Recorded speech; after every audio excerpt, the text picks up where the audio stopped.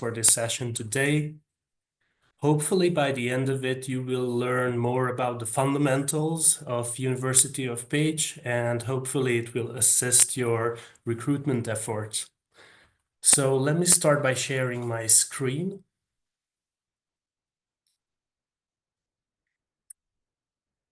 All right, so I guess you can see my screen now. And please tell me if you don't see me turning a page, because sometimes that happens.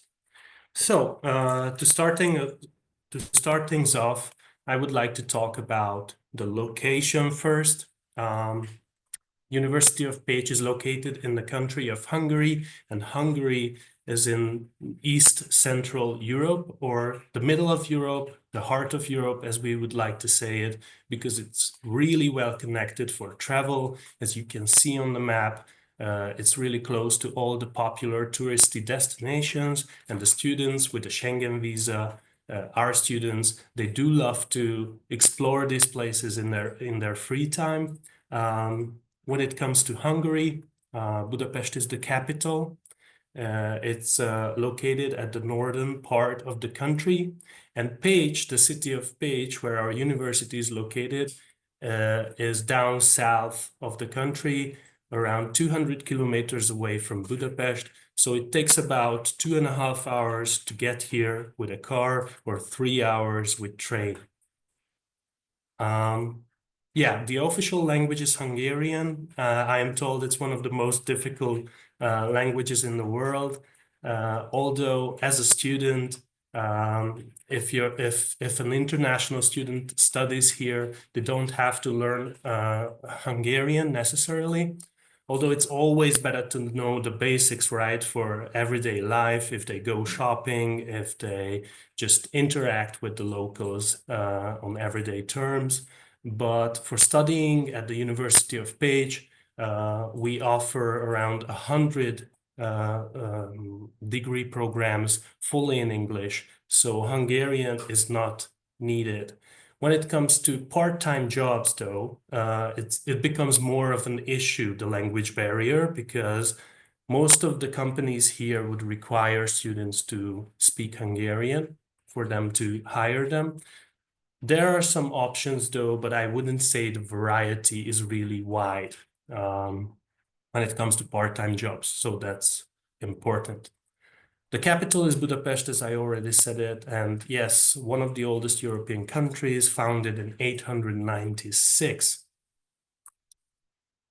Higher education in Hungary. So let's start with the broader topic, and we will get down more to the specifics as I go on with the presentation. So we were the first university that was established in Hungary in 1367.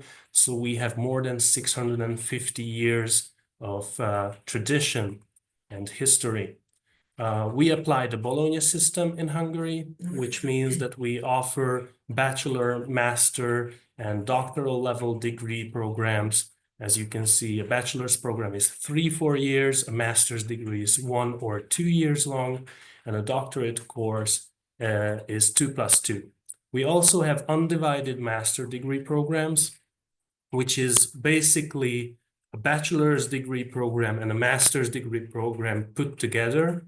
So students would start at an undergraduate level and they would end up with a master's degree. That's why it takes longer to complete. We are in the European credit transfer system. So all of our degrees that they can get here will be automatically accepted within the European Union. That's really important. The diploma issued by that's what I just said, sorry. Yeah.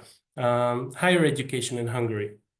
The type of classes are seminars and lectures, and the type of examinations are written tests, oral examinations, project works, and essays. We have a 5-point grading system where 5 is the best grade and 1 is a fail. The academic year consists of 2 semesters, the fall and the spring semester, and the academic year lasts for 10 months from September till the end of June.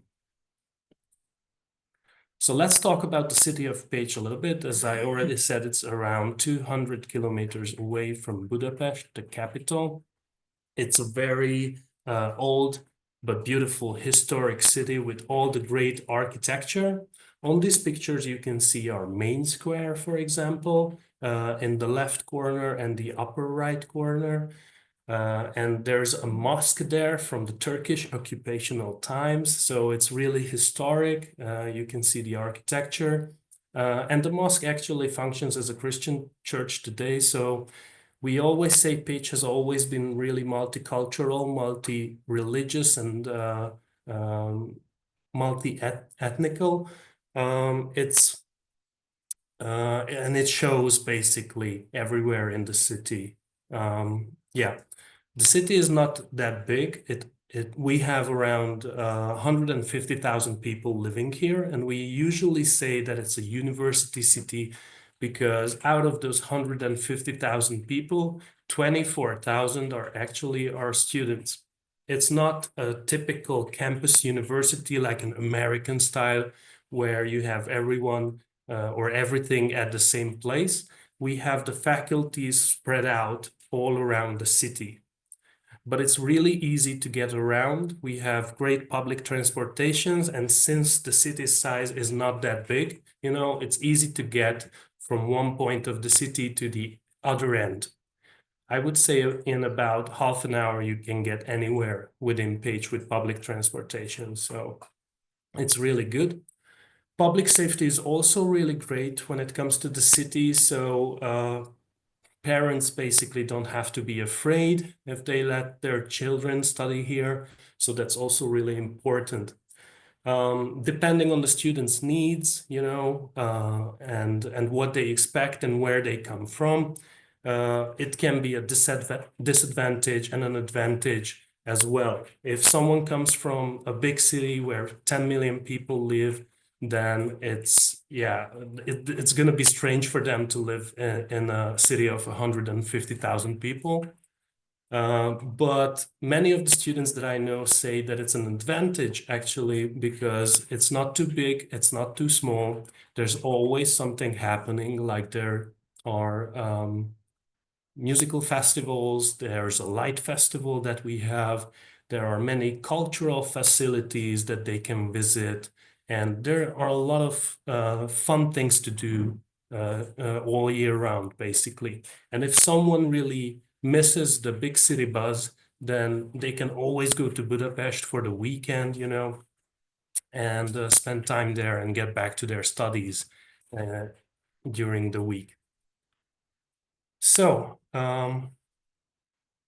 just some numbers about the university. As I said, it's really old. It's the first university in Hungary, and we celebrated our 650th anniversary in 2017.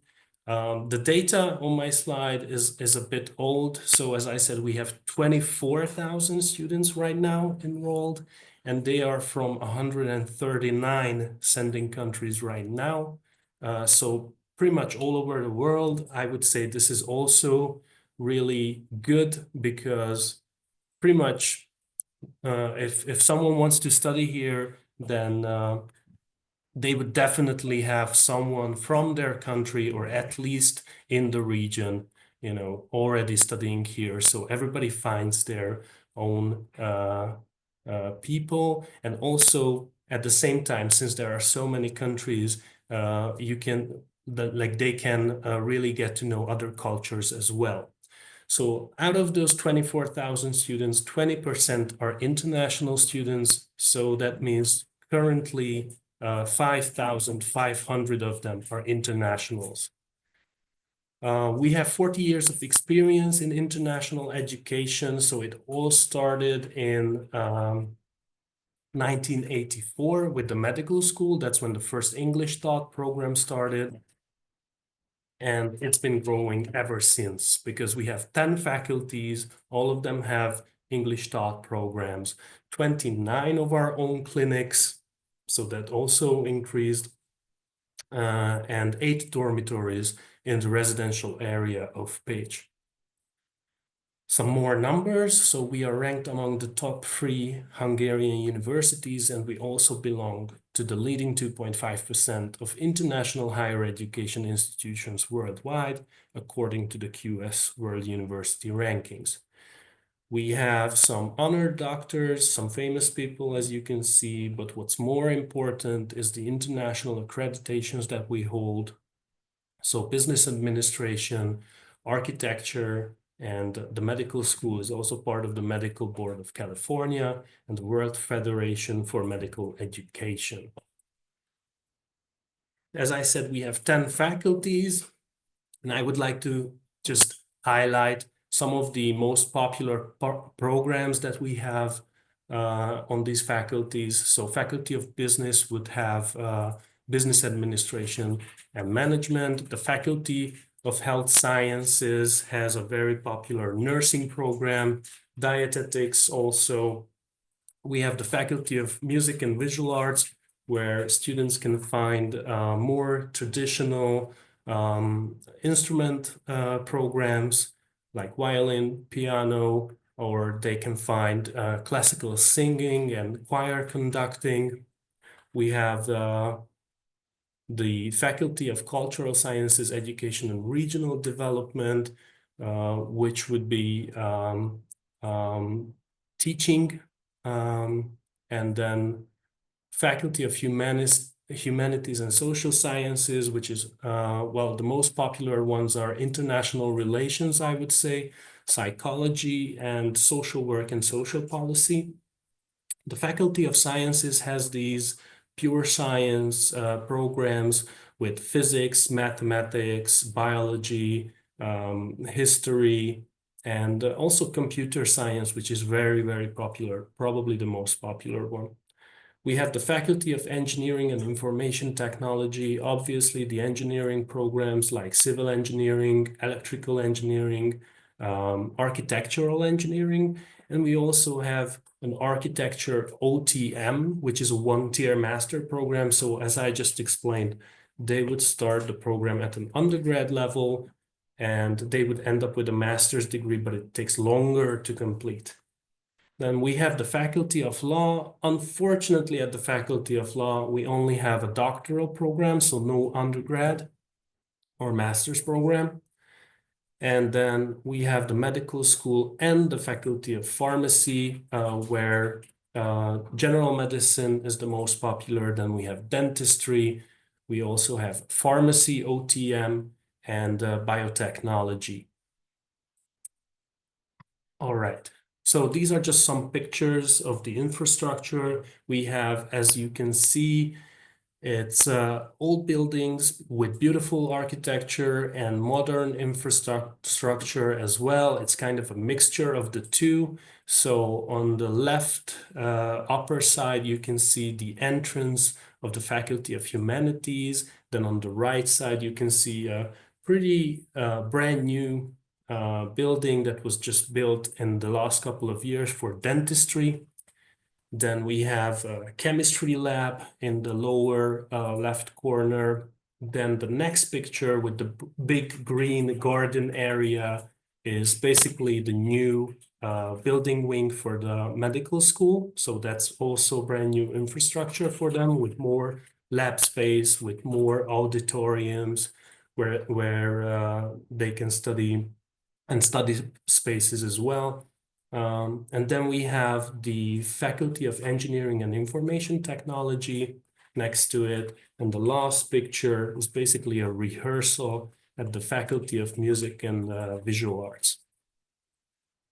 So just some numbers. As you can see, since 2015, the university was very happy to increase our student numbers. There was some stagnation in 2019, and then COVID hit. But even though COVID hit the world, we could still keep increasing our student numbers after that and didn't lose a significant amount of students. So or applicants, so that is great. So the top 15 sending countries in 2024, as you can see, As I said, there are 139 sending countries, and these are the biggest ones. Indonesia is also there, as you can see. Research and development projects. So University of Pécs does a lot of these in biotechnology and healthcare industry, and also smart technologies. We have a 3D printing center, which is basically a collaboration between the Faculty of Engineering and Information Technology and the medical school, because the people who work there are basically printing equipment for the healthcare industry. So it's really interesting. We have a clinic center. It's connected right to the medical school.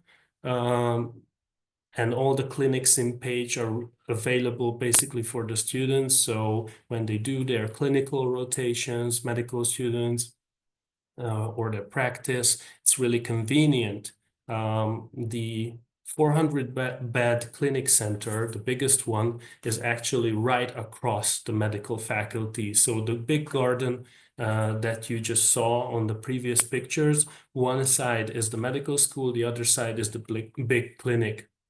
And then we have the Sentagote Research Center, which is basically three big research buildings for biosciences, environmental sciences, and information technology. This is also really important for research purposes. And I have to mention that some of our alumni and international alumni actually work there after graduation. So that's nice. A lot of international activities and bilateral agreements. I don't want to get into details here because there's probably more important stuff that I can show you. So international degree programs, as I mentioned, I already highlighted the most popular ones, but there's like 100 of them at bachelor, master, and doctoral levels as well, and the one-tier programs as well. The available study fields, you could also hear about those, but it's business, medical and health sciences, natural sciences, human social sciences, and engineering as well. The tuition fees, as you can see at the bottom of the screen, so you can see the ranges. So for a bachelor program, a student would typically have to pay between 1,800 euros to 4,000 per semester, so double that for a year. And then we have the master's programs with 2,200 to 5,500 per semester. The medical programs are obviously the more expensive ones, between 4,700 and 7,900 per semester. And we also have preparatory courses. These are not foundation years. These are more language-focused preparatory courses for students who do not have the proper English skills to do a full-on degree program yet. But they can prepare. When it comes to the preparatory courses, they can last for 1 semester, 2 semesters, or 3 semesters, depending on the level of English that the applicant has. After that, it's really important to note that completing the preparatory course does not guarantee the students admission to a degree program. They have to go through the standard application process, even after completing it. Yes. The application procedure in a nutshell. So this is the short version, and I would have to say this is the ideal version, because you can see a timeline here with 10, 15 days, a couple of weeks. I would say generally an application process can go down in about 1.5 months, but when there are different periods, the application period is quite long. I would say for the full semester, which is the main intake where most of our programs start, the application period is really long because it starts in the previous year in November and it ends around the end of June, middle of July. So that's a long time. And there in that period, there are different periods which are more busy. And if it's in a busy period, then, things can go a little bit longer than expected.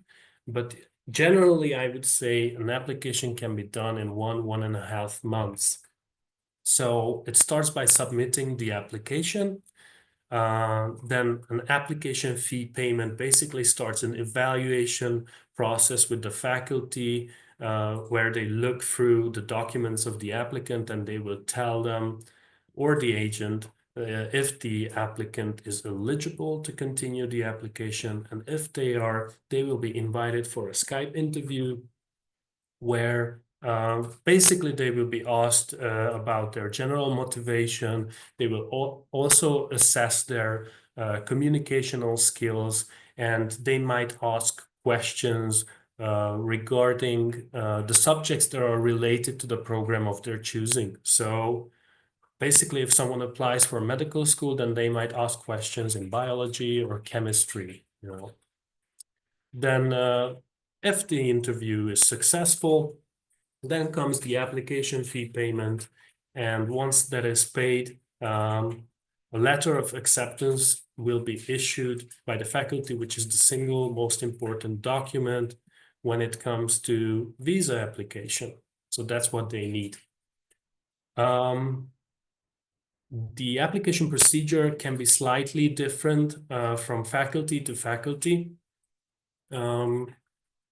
For example, the medical school doesn't only have an online interview.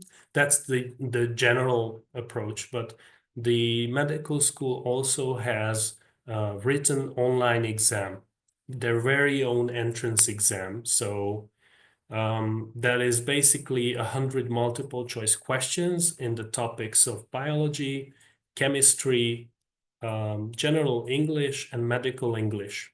And it's all multiple choice questions, and it can be conducted online, so they don't have to travel for it whatsoever. The reason for that is obviously medical schools do that, but also because they don't require, medical school doesn't require an English language certificate. So there are some buts and ifs when it comes to our faculties. We have 10 of them, and they are all their own governing bodies. So the application procedure, as I said, might differ from faculty to faculty. Most of our faculties would require a language certificate, but when it comes to medical school, they don't, because their philosophy is that they assess the applicant during the application procedure. So when the interview goes on and when they do the written exam, they will check how good their English is. The same goes for the Faculty of Engineering and IT, although they don't have a written entrance exam. But during the interview, they assess the applicant's English and they don't require a certificate. Yeah, these are the requirements. So as you can see in the middle of the screen, quite a lot of English language certificates are accepted. So we have IELTS, TOEFL, Oxford. We also have Cambridge, PTE, and even the Duolingo English test. And on our website and also on this slide, you can see the required points or the required minimum points to have to be accepted. Yes. So I would say the required documents for the entrance is basically the personal documents. Obviously, they will need a CV in English, their transcripts in English so that they can check their grades, and some medical documents, a motivation letter, and the English language certificates for the faculties that require those. I usually get asked a lot about the GPA requirement, and that's a really hard question to answer because different faculties have different requirements. And at the same time, the application procedure consists of multiple parts, and GPA is just one of them. So they get points for the GPA. Let's say when it comes to the Faculty of Business and Economics, they give points for the GPA. They also give points for the motivation letter, which should never be AI written because they check that. So that's important. And they also give points for the online interview. And their application consists of these three things added together. So just to ask what's the GPA requirement is quite hard to answer. I would say, okay, so the bare minimum would be 50% because everything under that is an automatic fail. Let's say a student has a 55% GPA, which is not really good, right? But they still have a chance of acceptance if everything goes perfectly. Basically, if their motivation letter is the highest score and if their interview is also like maximum points.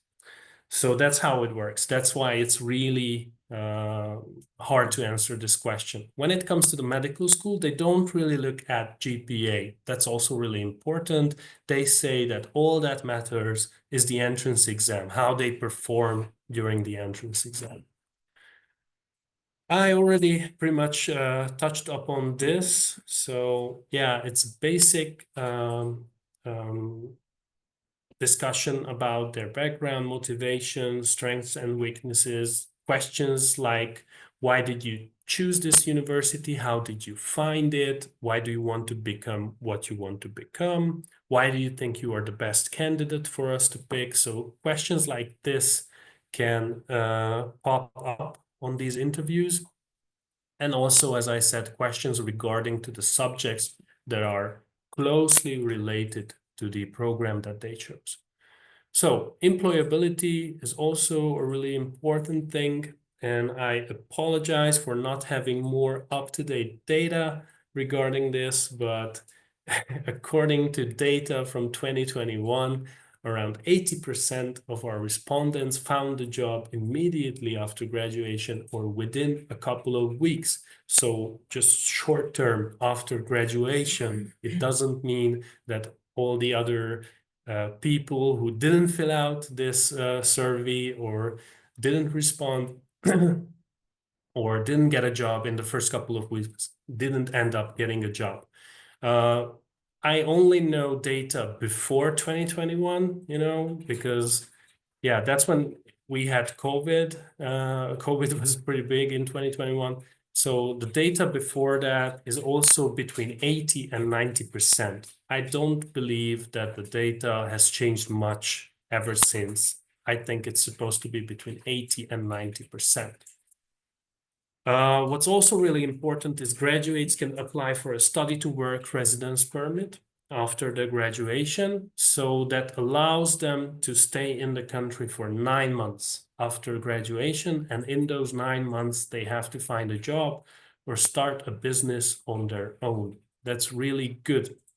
When it comes to jobs, although I would say since the city of Pécs is relatively small, although it's one of the bigger cities in Hungary, but Hungary has around 9.5 million of a population. So it's one of the bigger cities, but it's definitely much, much smaller than the capital, Budapest. So I would say the common thing that happens is that our graduates find a job on Budapest, those who want to stay in the country, because that's where you have more job opportunities and that's where international companies stay and conduct their business. Also, many of the students who study here end up going to other countries in the EU. So since, our degrees are automatically accepted within the European Union, and since they can move freely within the European Union, that's a common path that they take, a career path that they take.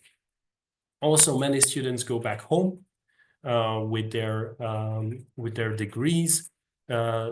The acceptance of the degree back in their home really depends on the country's policies, but generally speaking, we didn't really have any feedback where students would say that my degree was never accepted in my own country. So that's important. Living costs and accommodation, another important topic. So I would say the average living cost is around 650 euros per month.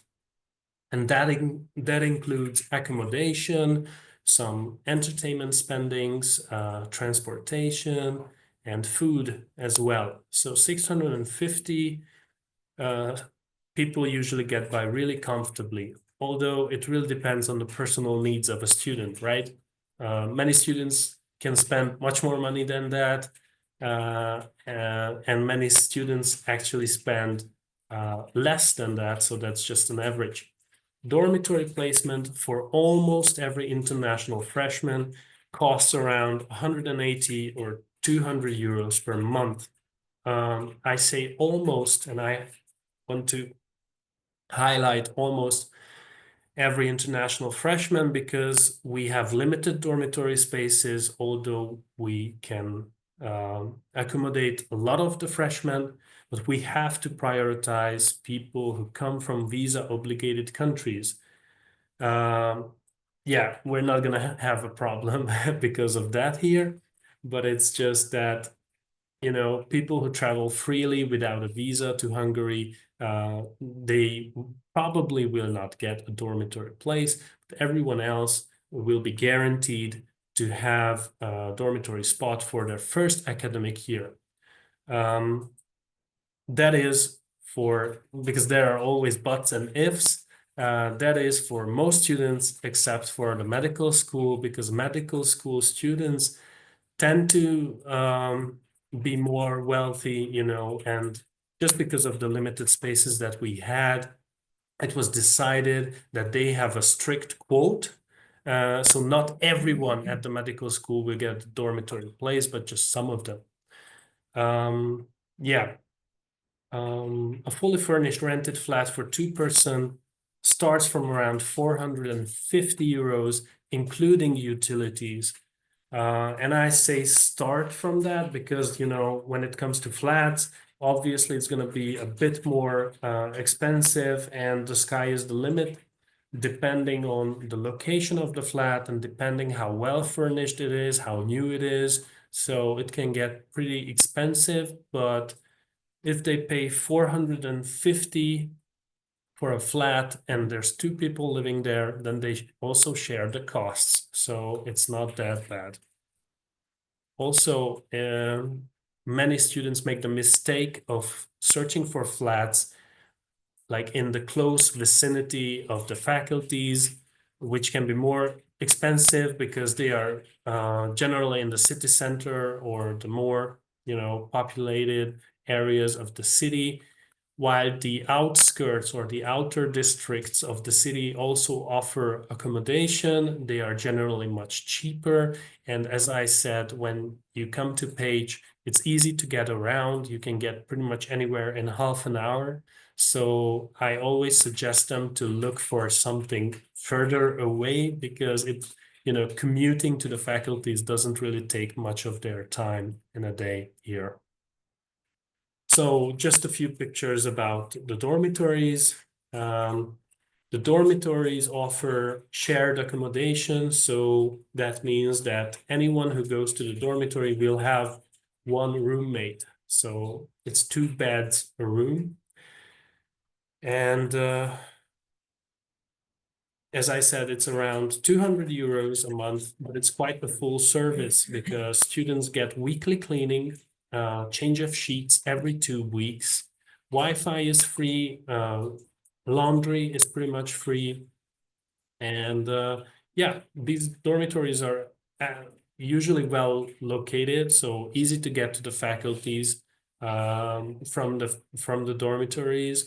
They are usually around places that are like big hubs in the city where you can find supermarkets and just markets and restaurants and all that.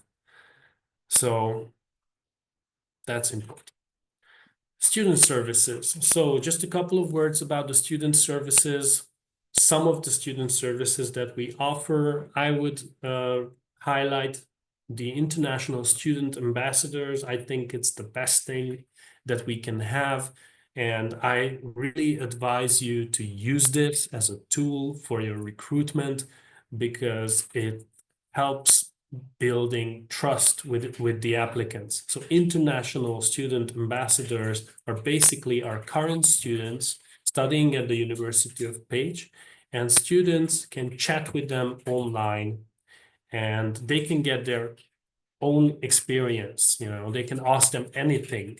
And basically these students can be seen online with the country that they come from, with their names, obviously, and also what they study. So if someone is, let's say, interested in business, for example, they can search for a student ambassador that studies business. Maybe they are in their third year, and maybe they are even from the same country, you know, and they can ask them whatever comes to their minds, like how's the life there, how's living costs, how do you manage this and that, do you have to study a lot, how's the quality of teaching. So that's really important that students can, you know, get the information from their peers and not an agent or not a recruiter like myself, because you know that's just more trust. It's about more trust. Then we have personal mentors. That's also really important. Um, Personal mentors, basically every new freshman is assigned a personal mentor when they arrive here, and they basically show them around the faculty, where to get the administration done, where to get the student card done. So it's how to get to the immigration office. So it's really useful for newcomers to integrate into the new environment. We have student counseling, also really cool thing. So if any student is suffering from, you know, homesickness or just is feeling down, the integration is not going very well, is in a culture shock, let's say, because we have students from many different cultures here, then they can use this service. It's free of charge, and they can pretty much talk to a professional about it. It's a free therapy session, let's say. Then we have a campus legal aid clinic, also can be really useful. And I would say this is underutilized, but it should be used much more. It's basically students of law giving legal advice to other students with supervision, obviously. So with professionals supervising their advice because they are only studying law now. But let's say the scenario is that a student wants to rent a flat, but they are unsure if the contract is in their favor, or maybe there's some, I don't know, hidden content there that they are not thinking of, so that they can ask them to look through the contract and you know, tell them if it's good or not. So that's also really useful. And we have different student organizations, student union, looking out for the rights of the students, also organizing a lot of events, you know, and the ESN as well. So as I said, there's always a lot happening. Students themselves organize the student life, so it's really cool. We have the Dancing University, which is a quite initiation that was started 25 years ago in the year 2000. It's basically giving dancing lessons to students free of charge in all different genres of dance. And we have the Foreign Language Center where they can just, you know, take language classes. So that's also really important. And these are just some pictures of the student life, sports clubs that we have. So yeah, so there's really a lot to do here. So that's pretty much the end of my presentation. One last thing that I would really like to highlight for you guys is to use our website, international.pt.hu. is really important because you have all the information that I just talked about and more on the website, the description of the programs, the deadlines, the fees to be paid. It really makes your life as a recruiter easier. You have the student ambassadors there. You have some information about the dormitories, about off-campus housing. You have information about how to get to Pécs when students arrive to Budapest to the airport. Sometimes they are clueless. I get emails like, "How do I get to Pécs? Can you recommend the service?" And we have that on our website, different services or how to get to Pécs with a train even. So that also works. Some visa information is also available there. So it's just, yeah, a lot of useful things that, might pop up when someone is applying for the University of Pécs. So thank you. Thank you. We have quite a lot of questions here. The first Okay. one, how safe is the place? I think it's referring to the university community and the city of Pécs in general. Yeah. It's very safe, as I already mentioned in my presentation briefly. Um, Public safety is great. People can go out in the evening, at night when it's dark, and we don't really have major crimes here. So it's really safe. Yes. All right, the next question. How's the qualification recognized by the rest of the world in view of employability? Yeah, so I also talked a little bit about this. So a lot of our students settle within the European Union and find jobs within the European Union because our degrees are automatically accepted. We are part of the European credit transfer system. Many of the students go back home and use their degrees there, although when it comes to more let's say a medical degree, where the policy might differ from country to country.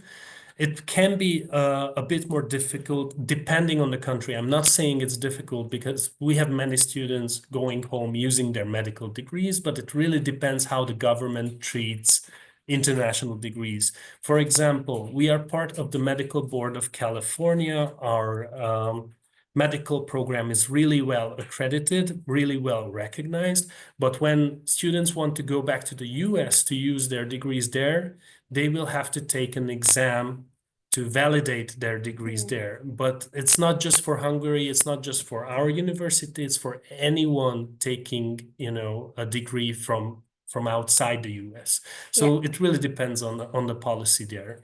Other than that, when it's a more, general degree with not really a specific field like how to, treat sick people or how Mhm. to, be a surgeon, then obviously it's going to be more accepted and an easier process to get it validated.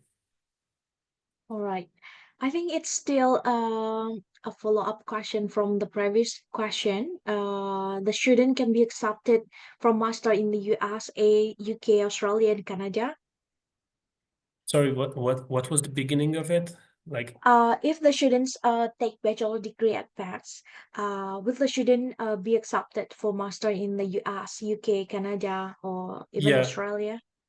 well, it really depends on the school. I would say, like, the short answer is yes, but it really I believe it would be the same policy as we have for bachelor degrees and people who want to conduct master studies here, that we would have to Mm. take a look at the curriculum of their previous degree and see how much it aligns with ours.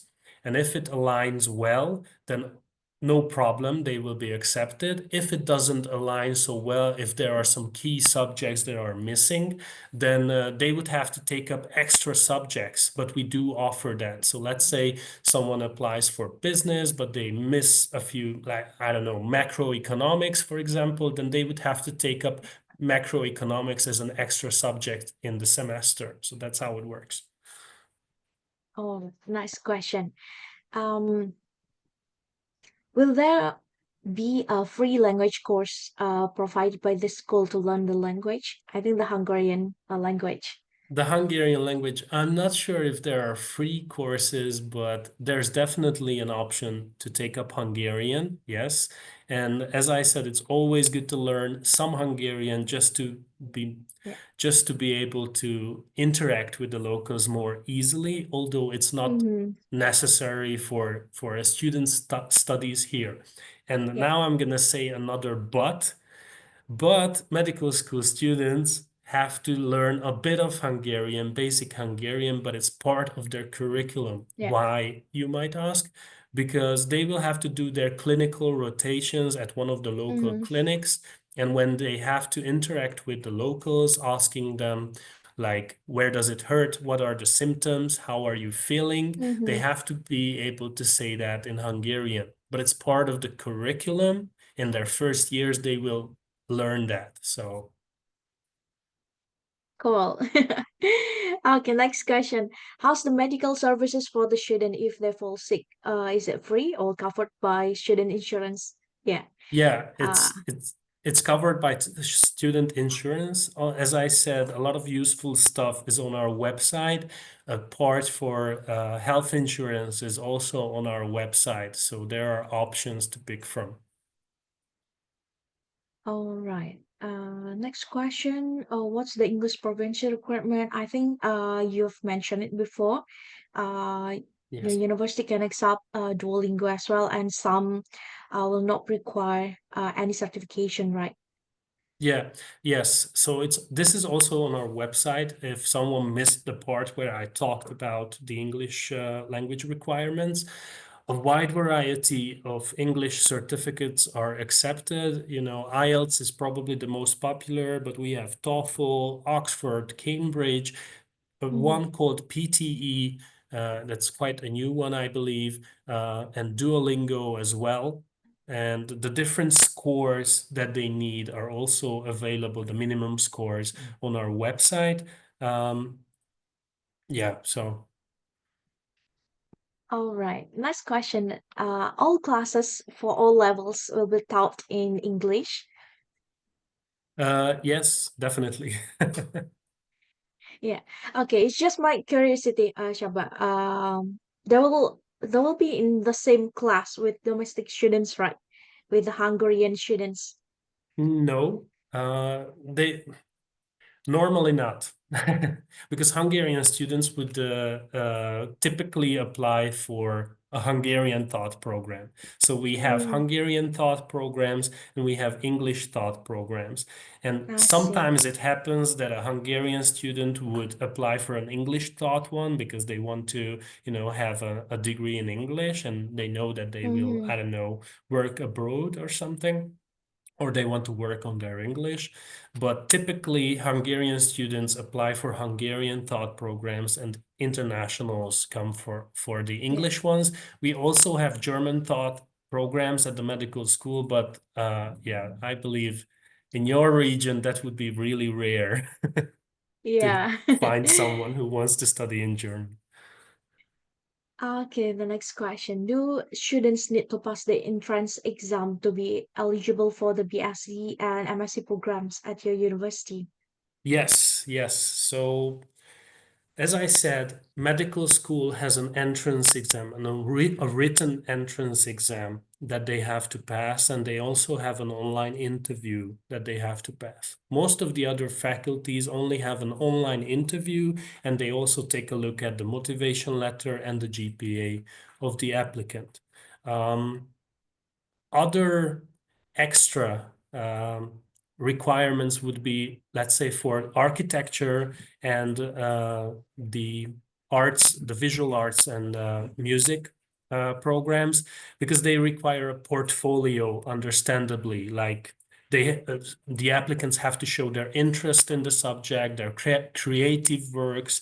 A portfolio doesn't necessarily mean like a professional portfolio, especially if someone applies for a bachelor and undergrad program, but just to show their creativity. If they, I don't know, if they were traveling, maybe they took pictures of buildings for architecture that they Mm, really liked, or maybe they drew them. So that's important to show how interested they are in the program. Another special requirement is only for business administration and management bachelors. They do a mathematics test, a little short mathematics test, because they have to check the level of mathematics the applicant has, just to make sure that they will not drop out during the program based on the lack of mathematics skills, because it's the curriculum is really wide there, and they will have some subjects where they have to calculate like macroeconomics, for example, Mm, microeconomics. So that's really important. That's just to make sure that, the student can stay in the program. yeah. And how many times they can do the entrance exams? So, yeah, that's a great question. For the medical school, I believe there's 3 tries that they can. Right. Yeah, so if they fail the first time, they can attend the second time and the third time. I'm not too sure about the other faculties, how many times they can try, because there's just an online interview pretty much. I would have to Mm, get back to you on that yeah. to be more Uh, precise. yeah. For the medical one, other countries will be requiring like aptitude tests. Is it included in the entrance exam? Require what? Sorry. Aptitude test. I'm not sure. What's It's like psychologically to test them if they have oh, if no special. yeah. Yeah. So if our medical school or other. So sorry, what was the question again? I'm sorry. Yeah. Some countries, they will be requiring like aptitude tests to test the students. Will there be any potential for the, I mean, like psycho students or like that? Yeah, I don't Just know wondering about if they have. that. No, no, no. I think I would know about it. I can ask the medical school, but I don't think it's a thing here. Yeah, okay.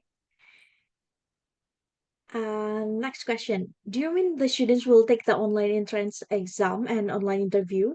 Are the entrance exams different for each course? For example, BSc in business and BSc in engineering? So the entrance exam is only applicable for the medical school. So there's not a written exam for the other faculties, except for the business one where there's a mathematics test, but that's strictly mathematics.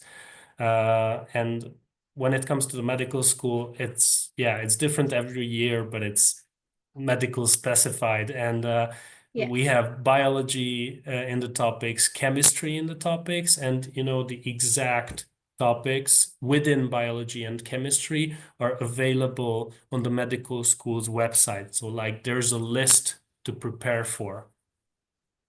yeah, Shaba. Just want to make everything clear.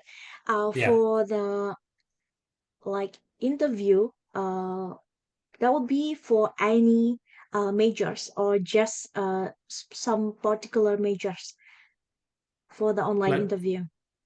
like if they ask specific questions regarding the program or Yeah. um Uh, from the timeline that you've shared previously, there's in the online interview, and yeah. is it required for any of the programs? I mean, all the programs at University of Pécs, or it's just some of the particular Okay, I programs? understand now. No, it's the interview is part of the application process for all of the programs that we Mm, have. And just to give you a more exact timeline for medical school, because I always talk about buts and ifs and mm, exceptions, yeah. the medical school has the online written exam first. Mm, And yeah, and as I said, the application period is quite long, from November till next June, July, and the written exam starts from March. So Mm. maybe someone submits their application as early as November, let's say, or December. They will have to wait for the next step until March, where they can pick a date for their online entrance exam. Once they pass that, they will they will be able to try the online interview or go on to the next stage, which is the online interview. The other faculties have only the online interview, as I said, so they don't All have to right. wait until March. Also, Mm. a really important thing, if someone is in their final year and have not finished their high school yet, um, because we are asking for a high school leaving certificate, that can be uploaded later until the end of the application period. So it's not a problem. That's also like a frequent question that I get. Yeah. Okay. Next question. During the 9 month for study to work visa, can a student find any kinds of job or the job must related to his or her study area? After that 9 months, is the student allowed to stay more in Hungary? Yeah, well, I mean, it would be ideal for them to find a job in their study fields. But yeah, I mean, it's up to them and it's up to the study field that they and their degree, you know. So as I said, Budapest has a lot of jobs to offer. I wouldn't say it's really typical for a student to stay in Pécs, although I have exceptions there too. For example, we have quite a number of architecture students who completed their doctorate degree here and then ended up as a lecturer at the University of Pécs, for example. So that happens too. And I know some students who got married here and stayed in Page, Oh, but I wouldn't say that's typical. So if someone wants to find a job, Budapest is always a better option. Big city, big companies there, and also if it's not Budapest, I would say the European Union, anywhere, you know, among the member countries they can get a job and get their degrees accepted like instantaneously. So that's also a very popular career path. okay. Next question regarding the part-time. How many times per week the student can do part-time job? Oh, yeah, that's a great question. I would have to get back to you about that. I'm pretty sure they can do like a I'm not sure if it's like a 4 hour or a 6 hour thing that they can do a day, but yeah, I don't want to start guessing, you know. I'm not sure Mm. about the hours, to be honest. There are, as Yeah. I said, there are not a wide variety of part-time jobs, although there are some Mm. agencies that do help the students to find jobs, like local agencies that do that. Um, and also one of the popular ones, for example, is food delivery in the city because you know you don't really have to speak Hungarian. Uh, Mm. Students just get on their bikes or get on like an electric scooter, and yeah, they deliver food as a part-time job. That's very popular. Okay. Next question. Currently, how many Indonesian students do you have, and is it more towards a bachelor or master degree? Ooh, yeah. I don't really have the exact numbers. We have quite a few Indonesian students as they are in the top 15, 2%. I'm not sure how that translates to exact numbers, but we have the ISMA program, so a lot of the Indonesian students come for that too. And yeah, and just for the full degree programs as well. So I'm not sure about the exact numbers, but if someone's really interested, I can get back to you about it. All right. Just for your information, Shapa, for the ISMA, it will be potentially discontinued because Oh, the government, yeah, the government, I think they will focus more on the degree scholarship. uh-huh. Okay. Okay. Yeah. Well, That's news to me. Although luckily I'm not the person here in charge of the ISMA program, but I will talk to them and tell them hopefully it's not news to them. Yeah, quite a sad news. Next question. I have a question regarding the Hungarian stipendium. Do the students applying for the scholarship submit the documents and then without paying application fee? Uh, I think can we assist the students with aiming for this scholarship in Yeah, general? so I'm not okay. So when it comes to the Stipendium Hungarican program, you have to know that from an agency's, a recruiter standpoint, is not really good for you because we cannot pay a commission for Stipendium Hungaricum scholarship holder students. Oh. That's one thing. But applications for the Stipendium Hungaricum scholarship can be made on their website. It's purely merit based. Like the best students can get the scholarship, and they are nominated by the government, not us. So we have nothing to do with the decision. So that's the basic that you have to know about the stipendium. When it comes to application fees, I'm not really sure how that works. Just a second. Do they pay application fees for the stipendium? The applicants? No, they don't. They don't pay application fees. Sorry, I had to ask my coworkers. No worries. Yeah. Okay, let's jump to the visa questions. For the visa application, need to provide how much money for the saving and how many Yeah. months bank statement? Yeah, that's a great question. I'm not sure, to be honest. I think it can be different from country to country, and this is information that not we, but the immigration office and the embassies, they it's not they don't really like to share it. So I'm not really sure about this. Unfortunately, Okay. our part Yeah. in the visa process is pretty much providing the letter of acceptance, Mm, after the tuition payment is done, which they can use for the visa application. And usually students also ask for like an accommodation certificate, but it's important to know that we don't give them such because it is included basically in the letter of acceptance, because the letter of acceptance says that you will be accepted for this program from this timeline, and your accommodation will be provided on this address. So that's what the embassy needs. Unfortunately, this is our only part in the application visa application process, so I don't know much more about this yeah, the specifics. sure. Next question. Still related to the visa. Can dependents go with the students on dependent visa for bachelor or master studies? What's the beginning of the question? Sorry, like can Dependents. Can the students oh go with the no. dependents?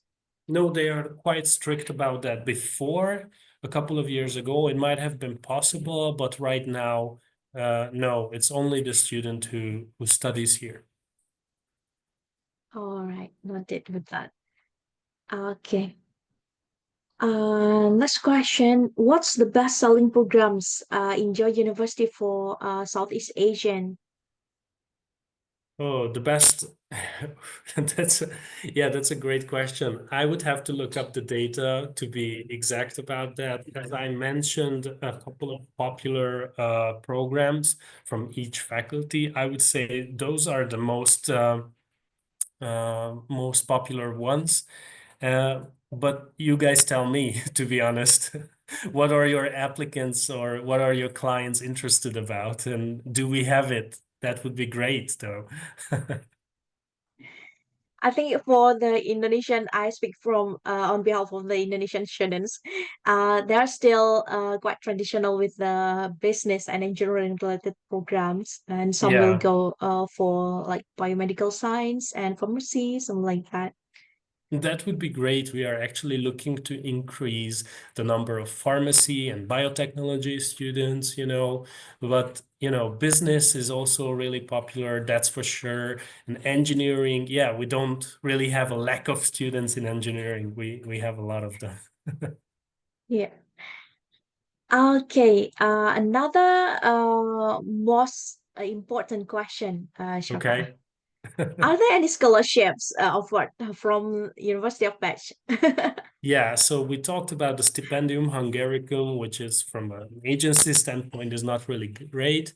Other than that, we don't have major scholarships. Our tuition fees are actually very affordable and reasonable. I would say they are not the cheapest in Europe if you take a look at the other countries, but they Mm. are not, among the more expensive ones either. Um, if we talk about scholarships, well, in the traditional sense, it's not a scholarship, but more of a tuition fee discount that we have. Certain faculties, like the business faculty, for example. So if a student studies well, let's say in their first semester and gets good grades, then for the next semester, they can apply for a tuition fee reduction. So that's Mm. how it works. All right. Another interesting question. Do the students have to pay full tuition fee for the entire course or just for the first year? They they do have to pay. As I said, this is pretty much the same question, just from another direction. But yeah, some certain faculties, like the business one, I believe maybe the health sciences one, but I'm not sure. I would have to look into it. They offer this tuition fee reduction. If someone studies well, then they can apply for a reduced tuition fee. Other than that, normally I would say they have to pay the full tuition fee that is, advertised on our website. So Shaba, just want to check because your tuition fee is like split based on semester. And the yes. deposit, do the students need to pay the entire year, like the first year, which means 2 semesters, or just the first semester and Yeah, that's you will also issue? yeah, that's also faculty and program based. So it can be different from faculty to faculty, program to program. So if someone starts the application process, they will pretty much the first thing they will see is, like, how much they have to pay. So yeah, I cannot give a definitive answer for that. Sorry. No worries. All right, next question. What jobs are good for international students? Because of the language barrier, so it's not difficult for international students. I would say it's difficult. I gotta be honest with you. If we are talking about part-time jobs or regular jobs, like after graduation, because when it comes to part-time jobs, there's not a wide variety, as I said. So I would say it's more Mm. difficult to find ones, unless someone does food delivery, as I said, because that's really important and always in demand. Um, but when it comes to graduation after, as I said, if someone goes to Budapest, and it's easier to get a job there as an international. And sorry, I have to blow my nose, so give.